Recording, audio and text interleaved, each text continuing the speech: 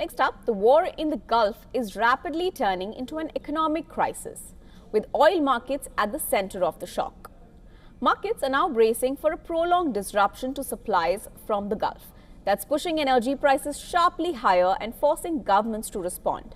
But before we get to the responses, let's take a look at the economic cost so far. The spike in crude prices is already rippling through the global economy, pushing up fuel costs, transportation expenses, and energy bills for businesses and households. Financial markets have also been hit, with global equities losing trillions in market value as investors brace higher inflation and slower economic growth. Industries heavily dependent on the fuel, from aviation and shipping to manufacturing, they are now facing rising operative costs and declining valuations. For major oil importing economies, the surge in crude price is raising concerns over widening trade deficits and higher inflation.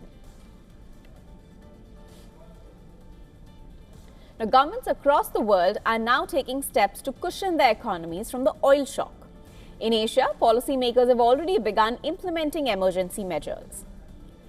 South Korea has introduced a fuel price cap for the first time in decades while expanding market stabilization programs. Indonesia is also preparing to increase fuel subsidies to shield consumers from rising prices. In India, officials are closely monitoring energy markets but have indicated no immediate impact on prices. Meanwhile, G7 nations are discussing the possibility of a coordinated release of emergency oil reserves to calm the markets. But the biggest question is whether economic pressure could ultimately shape how the conflict unfolds. Higher oil prices, they're already driving inflation risks across major economies, complicating the task for central banks preparing to cut interest rates.